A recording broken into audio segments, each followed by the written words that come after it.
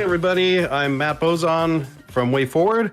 I'm the director of Half-Genie Hero. You're watching a speedrun. And here with me, we have producer of the game, Glenn Seidel. And actually, hey, do you want to say hi, Glenn, so we got your voice? Yeah, hi, my name's Glenn. I was the producer on Shantae, Half-Genie Hero. Okay, and then we've also got Wally Hecht. He is the lead programmer on the game. Whoa. And yeah, so thanks. They're joining me. We're both on, or all three of us are watching the speed run of Half-Genie Hero by SpaceNarc. And so you're not late. You're coming in right when you need to, like a wizard. You are right on time. We are actually just watching the last 30 minutes because it's a longer speed run. So what's going on right now is, oh my gosh, which game is this? So Half-Genie Hero. So it looks like we're at the part, oh my gosh, what is this? This is the part where you gotta go. You got the Vorpal Blade quest. Yeah. Where are we? Where are we in the game at this point, Wally? I'm trying to remember. Shards, so he's getting the shards. So yeah, see, he's getting the map to Hypno Baron. So it's just before World 5. Got it. Okay. Wow. I'm also, I have to admit, it's been a while since I played the game.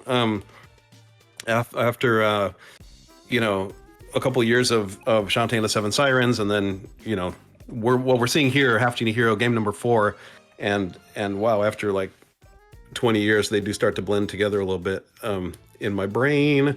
So let's see. What's curious what we're gonna see, if there's any kind of, if there's going to be sequence breaks, is he going to do anything funny as far as out of bounds go, or just play really, really fast?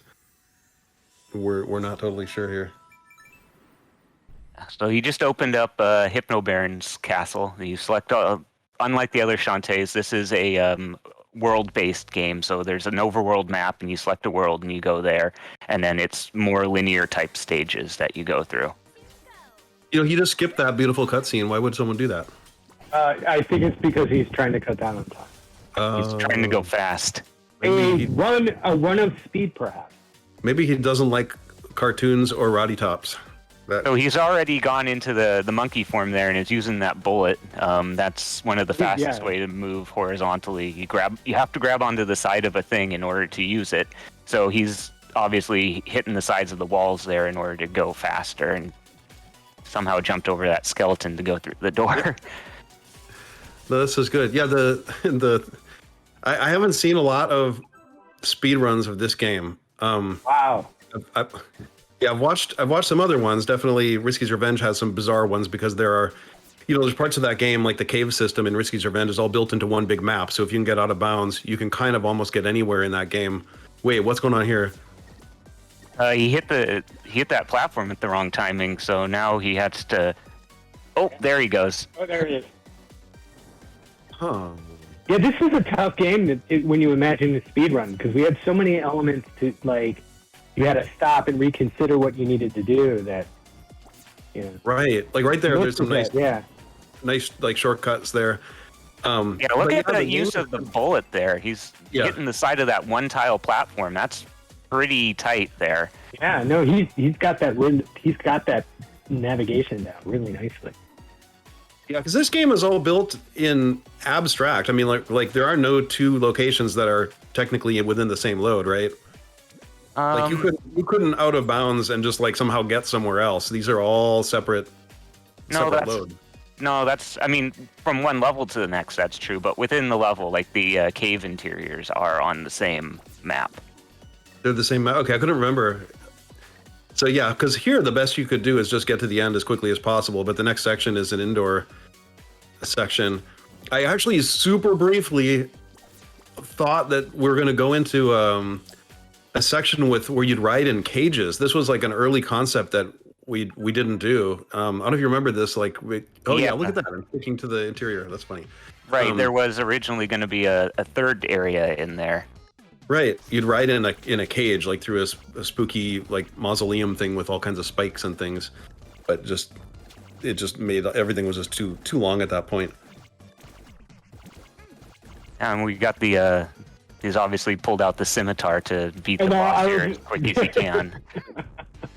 Yeah, I'm really curious how this one came out. It was very impressive.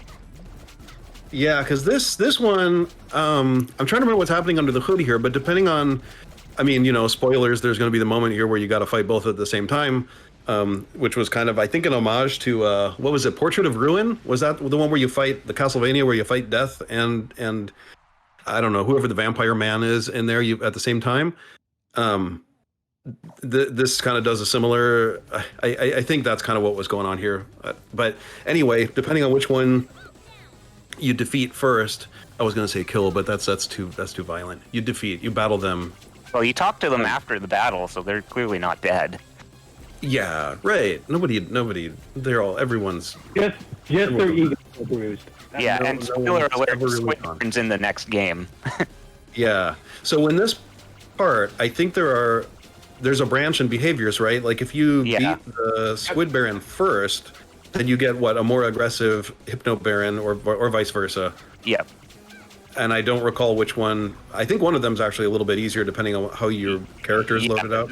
Squid Baron, if you leave him, is actually really difficult to fight. So you pretty much want to beat him first. Like he just goes crazy and starts stomping all over the place, non-stop.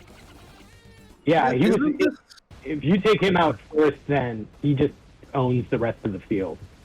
Yeah, isn't there a technique where you can? I seem to remember of this part where Hypno Baron's lobbing those like, I don't know if it's poison vials or whatever that was. He's lobbing that. You can mirror shield and he'll just throw them right back into himself, right? Isn't that in this? Yeah. I know you use mirror to shield again later, but I think you could do that in this fight. Mm-hmm. I wonder if that's any faster. Probably not. I mean the damage on that scimitar is so high. Mm-hmm.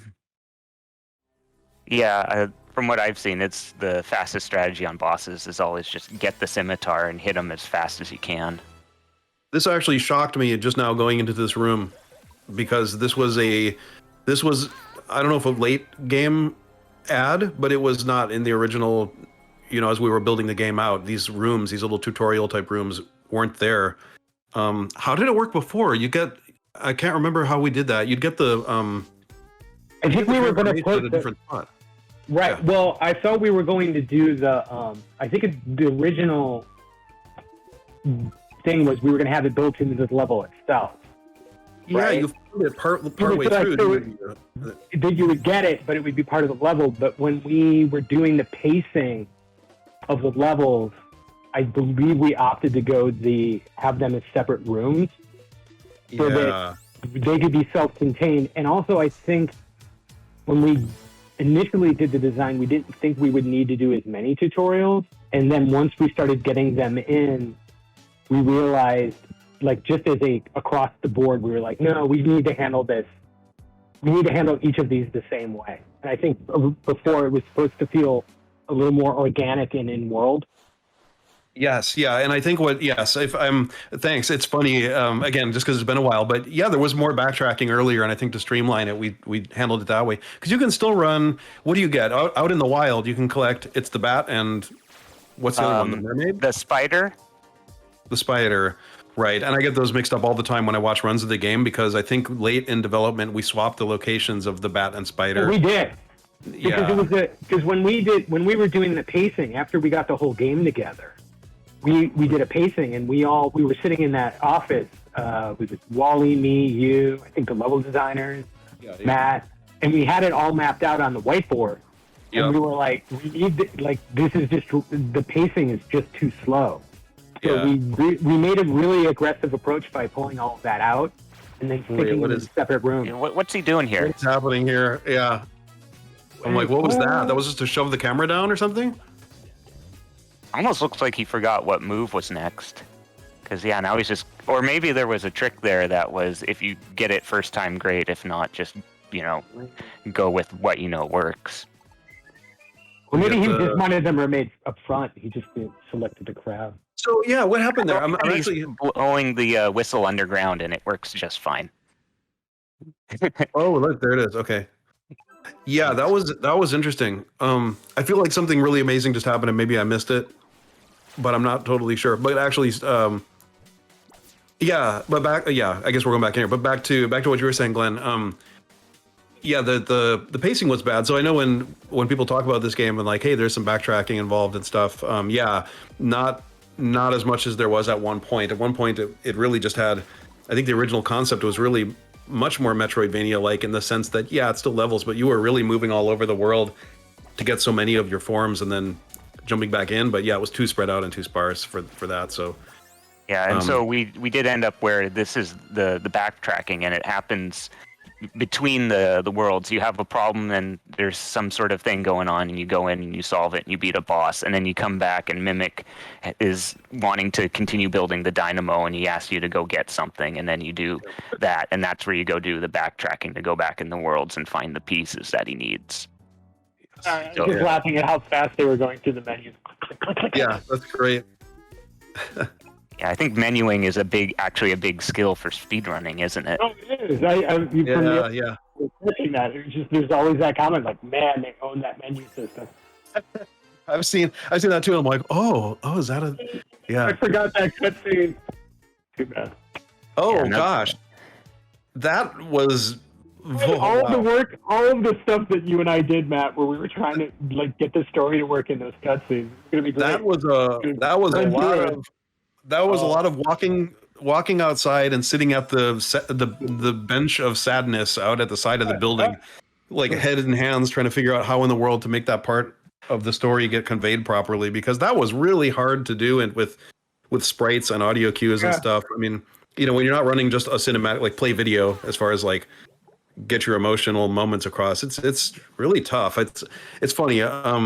People don't know that, but like, wow, I was really leaning heavily into you on that stuff. Like, hey, help me with these story moments and these emotional beats and getting it to feel good. Because, Glenn, your producer, but just more on that is like, you and I both have the similar Cal Arts and animation and background and all that kind of stuff, and that's pretty cool. Because that was actually one of the best parts that I had on it was working with that, because the story, well, the game is very action heavy. This story is very important to the brand and the legacy of Shantae.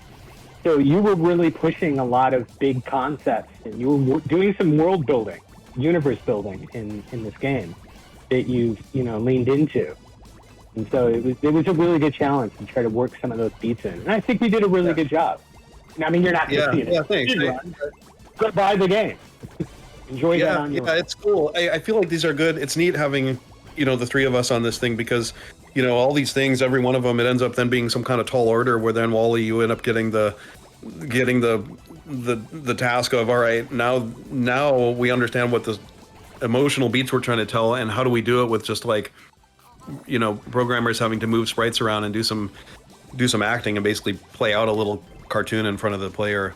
Yeah, getting that scene there, the dark Shantae together was a lot of back and forth, but it was pretty satisfying to see it come together in the end. Like, I think it actually really did work out. Like, you really do get what you're trying to say there. Yeah, it's fun, and it was also complicated because anyone who's played the Ultimate Edition or seen the Friends to the End DLC, or the add-on, the other adventures there that were crowdfunded, those were things where we knew we wanted to make sure there was a spot in the story where where did the friends come into play, and how does that overlap in some way? And that was the spot. So it's like, well, how do you make it make sense for a player who's really never going to play that DLC, but then also leave it nice and open so that when you get it, you go, oh, I see, it fits in right here. I hope that worked out okay. I trust that people understood where it fit in, who went ahead and just played the Friends to the End. But if not, that's the part where you're supposed to go, oh, I get it. The Friends rescued her in her brain when her brain turned evil. Does that make sense to anybody? I feel like I'm talking to probably the 1% of somebody watching this who's like, I know exactly what you're talking about. I played that part and I get it. Oh my gosh, it's this place. Yep, we're in Risky's lair now. Wow. Hey, Wally, real quick question. I can't remember. How did they get all three of the starfish as their backup? They just, when you're in mermaid form, they're in love with you. Okay. If you're in any other form, they're an enemy. But if you're a mermaid, they love you. And that was one of the backer enemies. So that was actually something that the backer designed into the design of that enemy, was that, if you're in the mermaid form, that it actually really loves you. Matt, do you remember working on the physics? I mean, both of you, the physics of the flying. Yeah.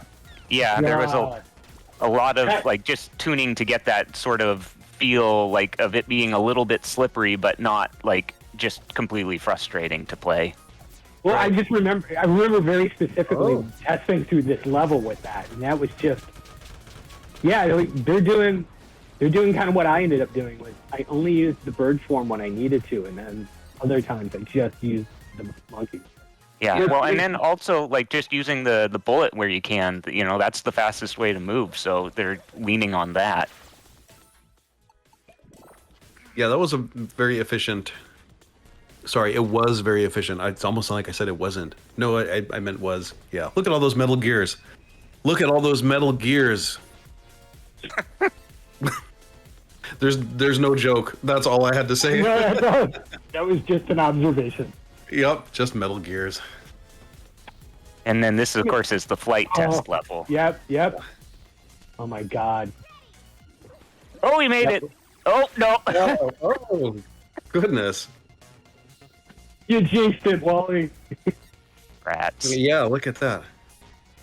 See, there's the smart move. You feel really good about yourself. And then we put that there. Yeah, that's where it's like, oh, wait, no. Yeah, I forgot who called this the Angry Birds level, and I just said, how dare you? And then... Oh, that's right, because Angry Birds was like... Yeah. Yeah. And I'm like, oh, no, Flappy Bird. You're right, Wally. Did I say it? Oh, no. I did that. I just said that. Wow. That was a horrible thing that I just said. Yeah, I'm sorry. Flappy Bird was like a big deal. Yeah. Everyone who loves Angry Birds, I'm sorry. Everyone who loves Flappy Birds, I'm also sorry. And that's it. Yeah, I don't know. They're both great. Everything is wonderful, and you guys are too. Everything is great. There we go. Oh. I remember that too. It was just like we kept debating about speeding up the column, but yeah, there were a few spots where people were like, "I can still get through it. Watch me be awesome." And then I remember like giving it to some like normal human beings, and it was just like, "Oh, that's way too hard." Where are we now? We're gonna fight. Yeah. Was that Ricky? All right, sure. Yeah, I think I remember when it first came out watching some people play the game, and I do like to, when the games come out, watch people playing the game, just make sure everybody's, having fun with it, because obviously, we want to make a fun product, and I remember watching somebody play that level and just getting so frustrated with it, so it definitely wasn't, like too easy, at least, for some. Well, and we also, the bird, but that form was a late, because again, when we were in that room and we were pacing out the game, we were always playing with which forms to give when. Is that really, remember, Matt, when I was trying to remember, when we were doing a lot of debating about, did you get the bat early, did you get the bat late, when should you get this one? I mean, some of them you had in your mind where you knew you wanted them to show up, but some of the other ones, I remember we had done it and it kind of broke the game, so we had to go back and tweak it again. Yeah, it always seemed like we're trying to get it to where you could go, all right, every time you come out of a level, that it wouldn't be the obvious one right choice that everyone would want to default to. It's like, well, if you're kind of doing this kind of a run, maybe you want to go back and maybe you want to backtrack and get this one item. But if you're really not interested in that, then you could have it's kind of like finish a section of the game, take a breath, think about what you might want to do, remember a few places you've been, and then kind of come up with your own strategy rather than have it always feel like you need to go to this one next spot. I think the game does a pretty good job at quite a few of those spots. There's definitely a couple of places where I think the game funnels you pretty hard into, well, you're doing this next. But yeah, try to get it a little open-ended in a few spots. Yeah. What's this? Wow, they're already at Tinkergrant. Yeah. Wow. Okay. Yeah, this is going pretty quickly. Oh, this one, man. This was okay. Well, I feel like I'm just reminiscing hard more about this game than talking about the qualities of how fast it's being done, or quickly. Well, because they nailed it with the scimitar. Yeah. But yeah, I mean, this used to be that you had to elephant stomp these things down. You couldn't smack them to give them damage. They had to be physically stomped down, right? I think Because so. this went through a lot of iterations, and you guys actually did a lot of the refactoring on this one. I think the two of you working together. Yeah, did quite a bit. this was like one of my first straight up design things in Way Forward. And Wally was really good working with me and you on this.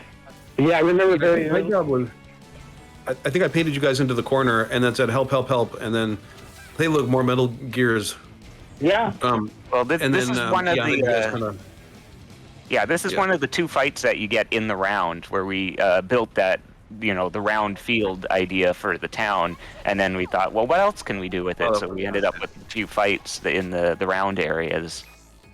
Yeah, and this one I know was really hard to get it to feel right and communicate the shield being up or the shield being down. This was the two of you spending a lot of time. I remember hovering over at Wally at your desk with the two of you just like trying to figure out how to get this all to feel right and communicate, because it's a weird gameplay thing. It's like you're playing in Z space for I think probably the only time in the game. Yeah, Always a super big no-no. It's funny, like if I was teaching a class on game design, I'd be like, well, whatever you do, never introduce a brand new mechanic in, and especially in the final fight of the game, don't do that, because we all know that doesn't work. And then here it is. We had the big worm, so you Right. don't get it. You don't necessarily see it in this video, but there was the entire boss that was built kind of in the same manner. But it definitely had different mechanics and different elements to it. I remember. I guess the worm does kind of. Yeah, I was just apologizing for anyone that if I ruined their day with, I've been on the other side of that where I've got to the end of a game, and I think the Virtual Boy Wario Land did that to me. I got to the end and I'm like, oh my gosh, I don't know how to deal with this guy. That fight I remember being very hard. Again, for the other 1% who's played Virtual Boy Wario Land who might be listening, you can relate. But a lot of games will kind of you want that last. We also leaned into a lot of Tron on this one. I remember when we came back to it, the MCP was a huge way. This is really he's going figured out a way, quickly. like he's kind of skipping it a bit there, where when the genies come back, you're supposed to have to then go like find another one to hit. But if you get it super fast, you can get it before the shield goes up, and so he's doing that sometimes, and kind of almost like right there, he kind of skipped this cycle there. Oh, I see. Wow, that is really cool. Oh, and that attack did 8 damage, so you can only take 1 hit before he's got to heal. Yeah, the something we haven't touched on at all is like there are 3 hearts on screen. This is also like it's a speed run, but also like a minimalist, right? There's very little going on. It looks like because he's not going in collecting anything. Right. I suppose that's okay. That's so slow. Yeah, as far as the experiment of speedrun, watching kind of like the tail end when all the pieces are kind of there and the going in for the win. It is interesting because I didn't actually pick up on that until just now watching, and when you mentioned how much damage they're taking here. Yeah, wow. Yeah, he just used his last potion, so 2 more hits and he's dead. But I think he's almost got it. This is going to be a really awkward speedrun if he dies right now. Yeah, up there. He got it. Look at it go. Well, it's so unhappy that it died. It's so weird that why would Shantae's uncle make that thing in his house? Because he was trying to make a light bulb, right? He just wanted to light up the town so that bad things wouldn't happen in the town. There's that zombie hamster. There's a typo in the game, I guess, that stayed in there. I mean, it's mine. It's just something I didn't update correctly. But it's at one point it says the hamster's name is Dookie. And then there's another spot, like, how you beat the game with different conditions, you get the 2 different text kind of thread, or you get the different endings and it calls different dialogue.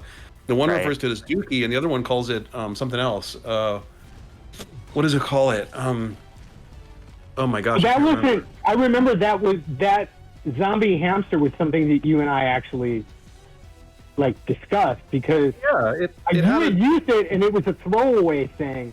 And then I wanted to bring it back at the end because I was like, people really react really nicely to the zombie hamster. And we talked about it was this throwaway joke line midway through when he talks about, well, I got some funny stuttering there. I don't know if you guys got that in the video, but that's all right. If you didn't, then I need medical attention.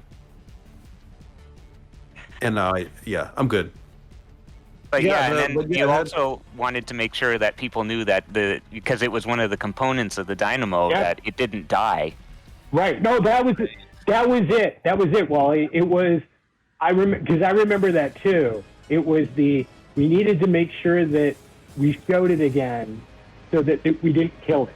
The people didn't think we killed it again. Yeah, I think it wasn't it like Chubba or something like that. It had some other name. It had a placeholder name. That might be it. Yeah, and then it became familiar. Yeah, but then it became Dookie, and I think Dookie is supposed to be its real name, and I don't know, for whatever.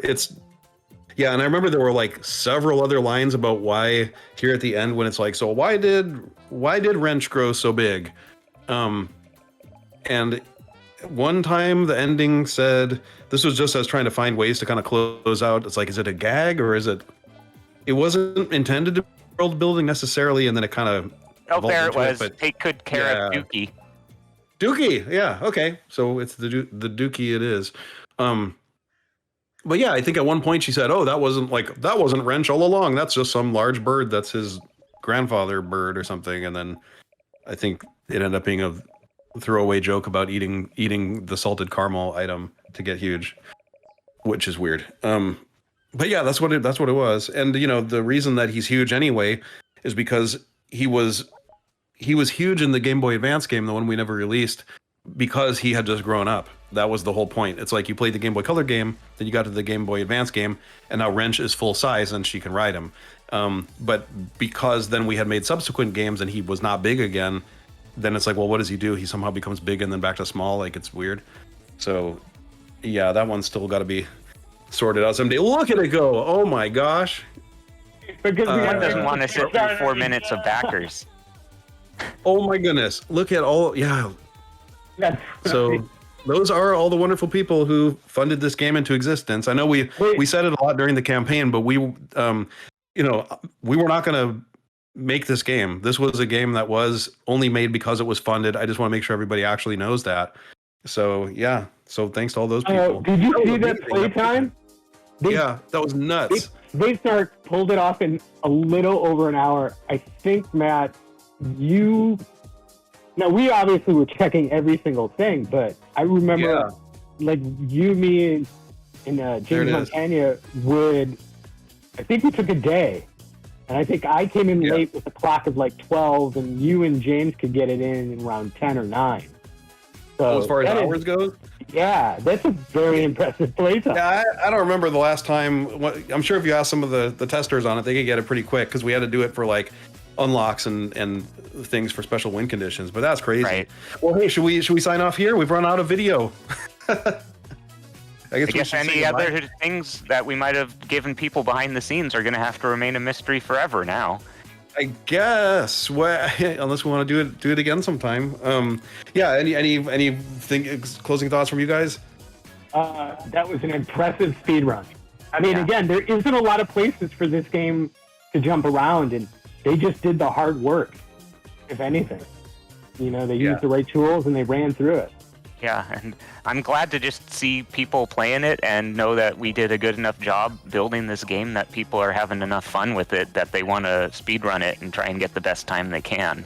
Like, that's just, as a developer, that's really rewarding to see, because it's a job, but at the end of the day, we're all fans and we just want to make a good game that would be like one that we would want to buy. So it's really rewarding to see that.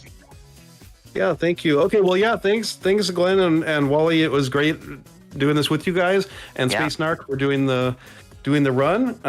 I guess I'll just mention, if that was Half-Genie Hero. If you want to get it, you can go to wayforward.com. We usually have links to the game and all the Shantae games in the series, and then all the other awesome stuff that we're making. So you can check that out. And thanks a lot. I guess that's it. We're gonna sign off. I'm Matt. Bye. Well, I guess we have Wally and Glenn if you want to say goodbye too. Sorry, go for it. Bye. Yeah. Okay, thanks everybody.